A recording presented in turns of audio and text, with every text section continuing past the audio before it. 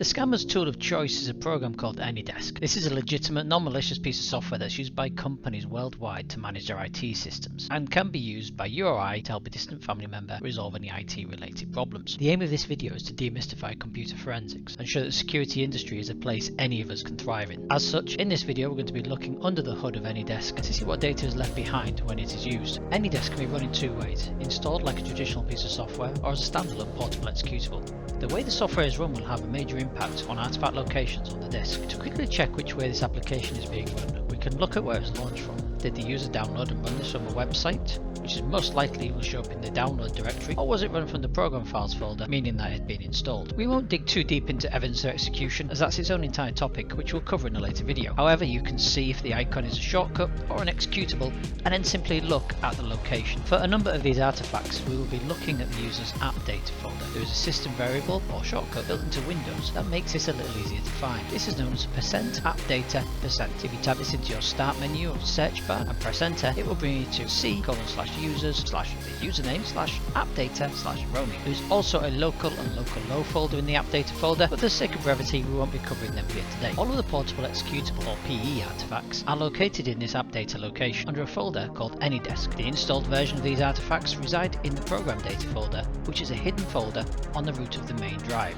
typically the C drive. In here is an AnyDesk folder which has duplicate entries for the following artifacts. The connection_trace.txt file shows incoming requests with the status of user, password, token or rejected, these being for the local user accepting the request, a password being entered by the remote system, a remember password checkbox being checked by the remote system, and finally used if the local user has rejected the request. You will also see the ID of the incoming request as well as an alias if one has been set by the connecting system. The password and token settings will only appear if the local system has set a password for unattended access. It is important to note that this is for incoming requests only and does not display on any outgoing connection data. This provides you with timestamps and IDs to really focus your investigation and give you that initial hook that is oh so important for forensics and incident response. The user.com file is useful if an attacker has attempted to transfer files. You will get to see a directory path which by default will give away the username. The connection from this host was totally not a hacker, which you can see is an alias for the local admin account. This tells us a couple of things. For one thing, that local admin is not created by Windows by default, which means this account was created intentionally, created with that name. It also shows that the attacker is running, most likely, as an administrator on that host. This type of information helps to build a bigger picture, and when law enforcement are involved, these small pieces of evidence help them to prove that this system was the one the attacker used. The ad.trace file contains a whole load of data, and without the information we gathered from the last two files, this has the potential to be a mammoth task. The amount of data that is quite often held in this file shows why the forensic process, including that initial hook, always tries to narrow down the dataset as much as possible. So what can we see in this? Well, straight off the bat you can see the version of AnyDesk that is installed. This can be important if the attacker is intentionally using an old version. What is it about that version that makes it appealing? Why are they deciding to go with this one and not the latest version? Maybe it has features that don't exist in later versions, or maybe there are security vulnerabilities that they can exploit. Next up, we'll look for the ID we picked up in the connection trace file that was active at the time we need to investigate. First up is 40410, then lots of X's, which has been redacted for privacy. We can see that the first connection request from this ID was at 1632 on the 19th of January, and we can see the version of AnyDesk the remote machine is using, as well as the operating system, which is Windows. If we continue to look for a system that was not on the lab network, we need to do a search for an ID of 36795XX, which is also in the connection.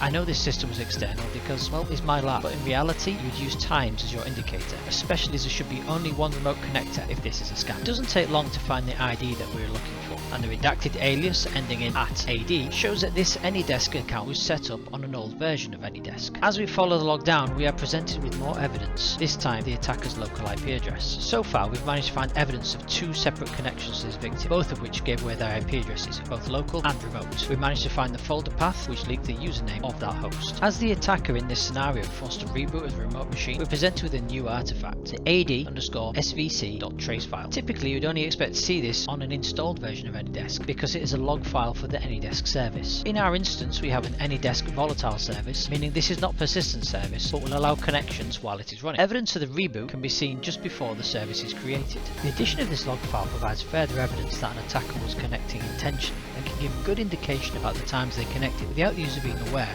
or authorizing the activity. AnyDesk has a built-in chat feature which allows a remote and local user to communicate over text messages. The log of this file is held in a subfolder of the AnyDesk directory. This will have a text file named as per the client ID of the connecting AnyDesk. In here will be both sides of any chat conversation that was had. This can be very useful if the attacker used that to communicate with the victim. However, most scammers will be using the telephone. Chat window is more useful when AnyDesk is used for other illicit purposes. There's also a thumbnails folder which keeps a small image of any machine connected to from this AnyDesk session. This would prove most useful to the law enforcement agencies whose job it is to prove the machine they're investigating is the one responsible for these connections. This covers at a high level some of the artifacts that can be discovered when investigating a host that's been compromised using AnyDesk, whether that was a scammer or part of social engineering. This video should be seen as a stepping off point for further research and engagement with the AnyDesk development team. For a written version of what was discovered here today, go look at my blog at hatsoffsecurity.com, and if you found this video useful, please hit that like and subscribe button for future content.